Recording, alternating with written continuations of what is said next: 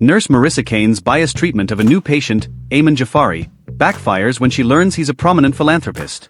Confronted with her own prejudices, Marissa embarks on a journey of personal growth, learning the importance of compassion and empathy.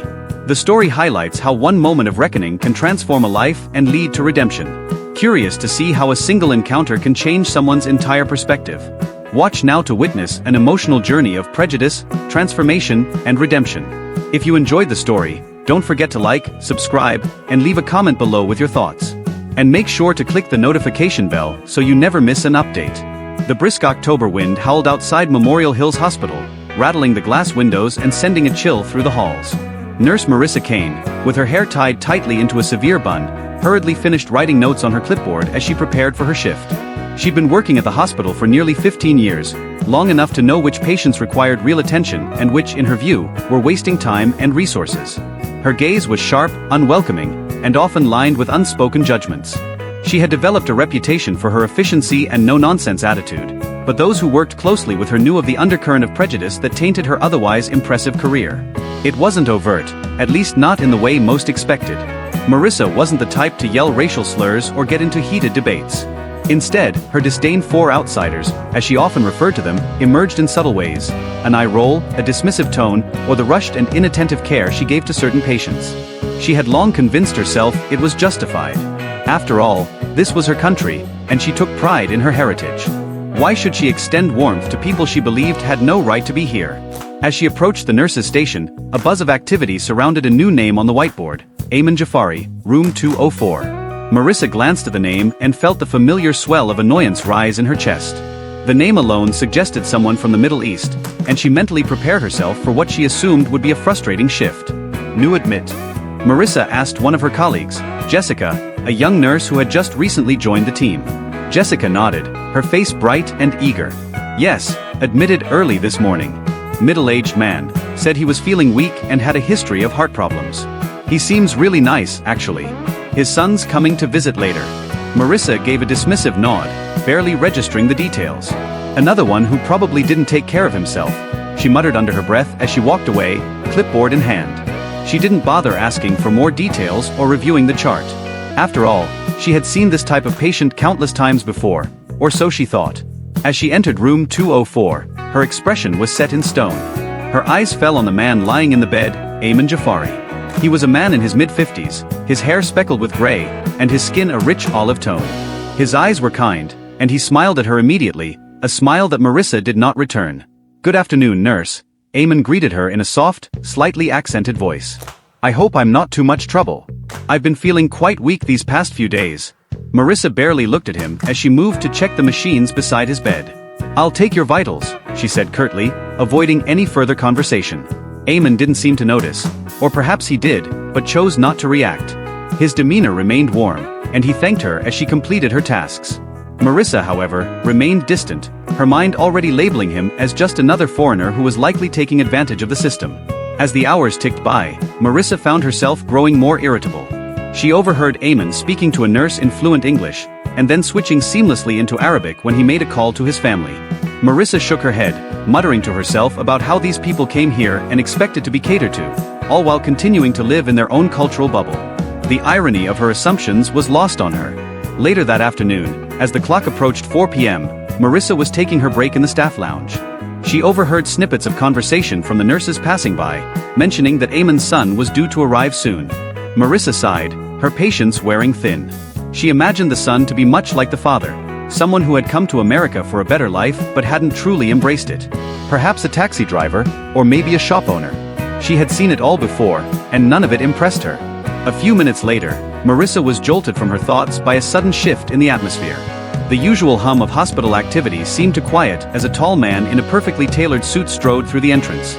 His polished shoes clicked against the tile floors with purpose, and his posture was that of someone who was accustomed to command. The man's dark, neatly styled hair and striking features turned heads, but it was his aura of authority that made everyone take notice. The receptionist, a young woman named Sarah, looked up with wide eyes as the man approached. "Good afternoon," he said in a smooth, professional tone. "I'm here to see Ayman Jafari. I'm his son."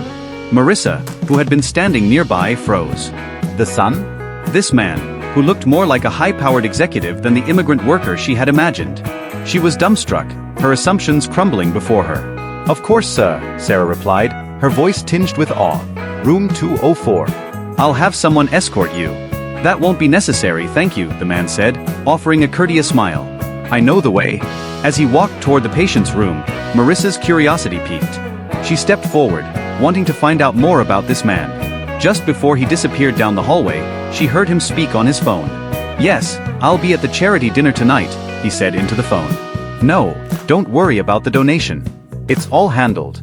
The hospital staff have been taking good care of my father. We're lucky to have such excellent health care in this country." The word donation hung in the air, and it suddenly clicked for Marissa. She knew exactly who this man was. Khalid Jafari, CEO of Jafari Global Investments, one of the wealthiest philanthropists in the region. His name was often in the news, associated with charitable work, particularly in healthcare. His foundation had donated millions to hospitals, including the one she worked in. The realization hit her like a tidal wave, and a cold sweat broke out on her forehead. "What have I done?" she thought, her mind racing back to every interaction she had with Eamon. The dismissive tone, the lack of kindness. She had treated this man as though he were beneath her, when in fact, his family was responsible for many of the resources she used every day in her work.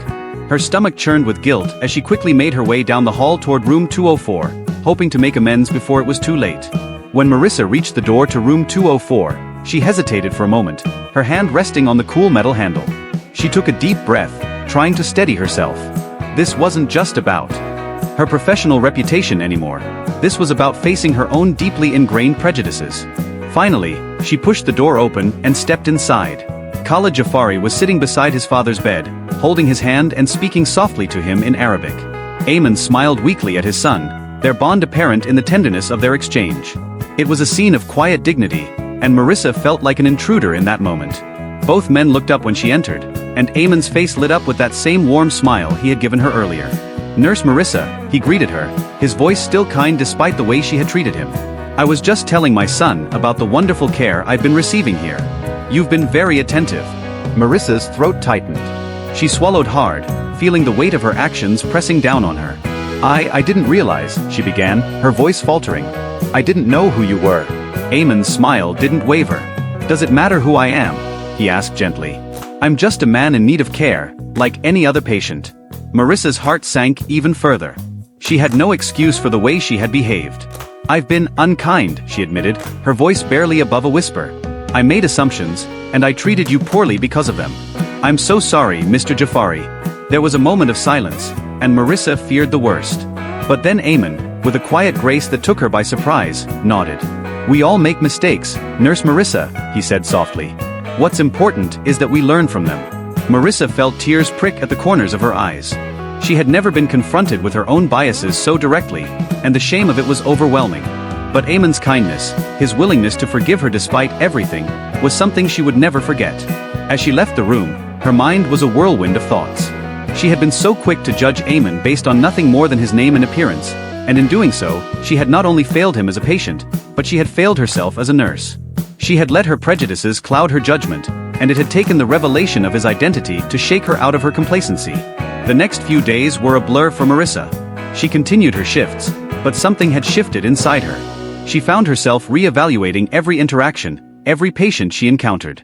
She realized how deeply her biases had shaped her behavior, and how much harm they had caused, not just to her patients, but to her own sense of integrity. She began to take more time with each patient, asking questions, showing genuine interest in their stories and experiences. She made an effort to connect with them as individuals, rather than simply as names on a chart. And as she did, she found that her work became more fulfilling. She felt a renewed sense of purpose, a desire to make a difference in the lives of those she cared for, regardless of where they came from or what language they spoke. One evening, as Marissa was finishing up her shift, she received a letter. It was from Eamon Jafari. "Dear Nurse Marissa," it began, "I wanted to thank you for the care you've given me during my time at Memorial Hills. While our initial interactions may not have been ideal, I believe that people have the capacity to grow and change, and I've seen that change in you. My family and I will be making another donation to the hospital soon, and we've decided to establish a scholarship fund for nursing students who are committed to providing compassionate care to all patients, regardless of their background. I hope this will inspire others to follow the same path. Wishing you all the best, Eamon Jafari." Marissa's heart swelled as she read the letter. She had been given a second chance, a chance to do better, to be better. And she knew she would never take that for granted again. Years later, long after Ayman Jafari had left the hospital, Marissa still kept his letter tucked away in her locker. It served as a constant reminder of the lesson she had learned, one that had forever changed her approach to nursing and to life. It wasn't just about treating illness, it was about treating people with dignity, kindness, and respect. No matter who they were. No matter where they came from. And that, Marissa knew, was the most important part of being a nurse. Marissa's transformation did not go unnoticed. Over the following weeks, her colleagues began to see subtle changes in her demeanor. The once cold and brisk nurse had softened, and her interactions with patients had grown more genuine. She no longer rushed through her rounds with an air of impatience but instead lingered, asking how patients were feeling, listening intently to their concerns, and offering a kind smile. At first, the other nurses were skeptical. Marissa had always been a fixture in the hospital, a force of nature who did things her way and wasn't afraid to make it clear when she disapproved of something. But now she seemed different, almost as though something profound had touched her. It wasn't long before they found out why. One afternoon, Jessica, the young nurse who had initially told Marissa about Ayman Jafari, approached her during a break. "Marissa, can I ask you something?" Jessica began, her voice hesitant. "Sure," Marissa replied, looking up from her cup of coffee. Her tone was much warmer than usual, and Jessica took that as encouragement to continue. "I've noticed you've been, well, different lately. It's like you've been more patient, more understanding. Did something happen?" Jessica's eyes were wide with curiosity, her youth and inexperience evident. Marissa paused for a moment, reflecting on the past few weeks. She had kept the details of her encounter with Ayman mostly to herself, but perhaps it was time to share. "A few weeks ago, I made a mistake," Marissa began slowly, choosing her words carefully. A big one. "I treated a patient with less respect than he deserved, and I was blind to the fact that I let my own prejudices cloud my judgment. That patient was Ayman Jafari, the philanthropist." Jessica's eyes widened. Wait, the Ayman Jafari? "The one who donated millions to the hospital." Marissa nodded. That's the one. "But at the time, I didn't know who he was. I just assumed, well, I assumed things about him because of his name, his background. And I treated him poorly because of it." Jessica looked stunned. What happened after? Did he complain? "No," Marissa replied, shaking her head. He didn't. "In fact, he was kind, even when he had every reason not to be. It made me realize how wrong I had been. That experience changed me, Jess. It made me see that every patient deserves to be treated with kindness and dignity, no matter where they're from or what they look like." Jessica was silent for a moment, processing Marissa's words. Then she smiled, her expression softening.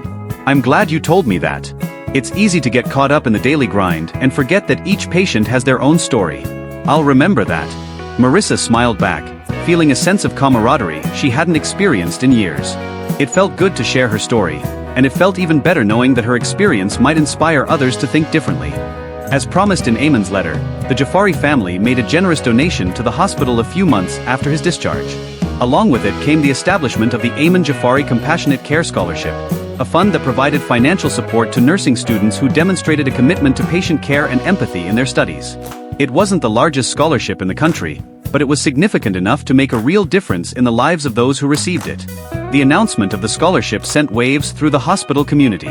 At the ceremony where the donation was formally presented, Marissa stood quietly in the back of the room, watching as Khalid Jafari spoke on behalf of his father. "My father has always believed in the power of kindness and human connection," Khalid said, addressing the audience of hospital staff, donors, and nursing students. During his time at Memorial Hills, he experienced firsthand the dedication and hard work of the nurses who cared for him. He saw their compassion, their tireless efforts, and their unwavering commitment to their patients. It is in that spirit that we established this scholarship, to honor those who go above and beyond in their care for others. Marissa felt a lump form in her throat as Khalid spoke. She knew that part of his speech was directed at her, even if her name wasn't mentioned. It wasn't just about the care she had given to Ayman in those final days. It was about the lessons she had learned and the changes she had made since. After the ceremony, Marissa found herself standing off to the side, watching as the crowd mingled and celebrated the occasion. She didn't expect to be approached by anyone, least of all Khalid Jafari himself. "Nurse Marissa," Khalid said, his voice calm and respectful as he walked over to her. "It's good to see you again." Marissa's heart skipped a beat. "Mr. Jafari, No need for formalities," Khalid interrupted with a warm smile. "I just wanted to thank you for the care you gave my father. He spoke very highly of you." Marissa blinked, surprised by his words. I don't think I deserve that praise. I wasn't exactly at my best when he first arrived. Khalid's smile didn't waver. But you learned from it. And that's what matters. My father always said that true character is shown not in perfection, but in growth. You showed growth, and that's something to be proud of. Marissa felt a surge of emotion as she listened to Khalid's words. Thank you, she said quietly. That means a lot. They exchanged a few more words before Khalid excused himself to speak with other attendees. As Marissa watched him walk away, she felt a sense of closure. She had been given a second chance, and she had made the most of it. And in doing so, she had found a deeper sense of purpose in her work. Months turned into years, and Marissa's reputation at the hospital continued to evolve. She was no longer known as the brusque, no-nonsense nurse with little patience for anyone who didn't fit her narrow view of the world. Instead, she had become a role model for her colleagues, someone who embodied the principles of compassionate care and empathy. Marissa was frequently invited to speak at nursing conferences and workshops, where she shared her story with others in the profession. She didn't shy away from admitting her past mistakes. In fact, she embraced them as part of her journey. None of us are perfect, she would say during her talks. We all carry biases, whether we realize it or not. But what matters is that we're willing to confront them and learn from them. Every patient, every person, deserves to be treated with respect and dignity. And that starts with us. Her words resonated with many, and Marissa found herself mentoring younger nurses, helping them navigate the challenges of the profession while encouraging them to always put the humanity of their patients first. One of those nurses was Jessica, who had been by Marissa's side since the beginning. Now a seasoned nurse herself, Jessica often reflected on the impact Marissa had had on her career. "You taught me more than just nursing," Jessica once told her during a quiet moment in the staff lounge. "You taught me how to be a better person." Marissa smiled at the compliment but remained humble. "I just learned the hard way, Jess. And I'm still learning every day." One crisp autumn morning, several years after Eamon's stay at Memorial Hills, Marissa was finishing up her rounds when she received a call from the front desk. "Nurse Kane, there's a visitor here asking for you," the receptionist said. A Mr. Jafari. Marissa's heart skipped a beat as she hurried to the lobby. Standing there, with a cane in hand but a bright smile on his face, was Eamon Jafari. Eamon. Marissa exclaimed, her voice filled with genuine joy. "It's so good to see you." Eamon chuckled warmly. "It's good to be seen," he replied, his voice just as kind as she remembered. "I thought I'd stop by for a visit. I was in the area and wanted to see how my favorite nurse was doing." Marissa blushed slightly at the compliment. "You're too kind. How have you been?" "Better," Eamon replied. "Much better, thanks to the care I received here. And it seems you've been busy too. I hear you've been doing great things." Marissa smiled, feeling a sense of pride but also gratitude. "I've tried to live up to the lessons I've learned from you." Eamon nodded, his eyes twinkling with warmth. "You've done more than that, Marissa. You've made a difference." They sat together for a while, catching up and reminiscing about their shared experience. As they talked, Marissa felt a deep sense of peace. She had come full circle, and in doing so, had found a new purpose in her life. Eamon's visit was a reminder of the power of kindness, of the importance of seeing beyond the surface and recognizing the humanity in everything. And for Marissa, it was a reminder of how far she had come, and how far she still had to go. In the years that followed, the Eamon Jafari Compassionate Care Scholarship continued to grow, helping countless nursing students achieve their dreams. Many of those students went on to become nurses at Memorial Hills and other hospitals, carrying with them the lessons of compassion and empathy that had been at the heart of the scholarship's mission. Marissa Kane retired from nursing after a long and fulfilling career, but her impact on the hospital and on the profession remained. She was remembered not only for her skills as a nurse, but for her ability to change, grow, and to inspire others to do the same. Her letter to people, now framed and hanging in the wall of her home, served as a constant reminder of the day her life had changed. It was a day that had begun like any other, and ended with the most important lesson that we ever learned: that kindness, empathy, and understanding were the true foundation of care. And in that, Marissa found her legacy. Thanks for watching. If this story resonated with you, don't forget to hit the like button and share your thoughts in the comments below. Make sure to subscribe and click the notification bell so you never miss out on more powerful stories like this one. Stay tuned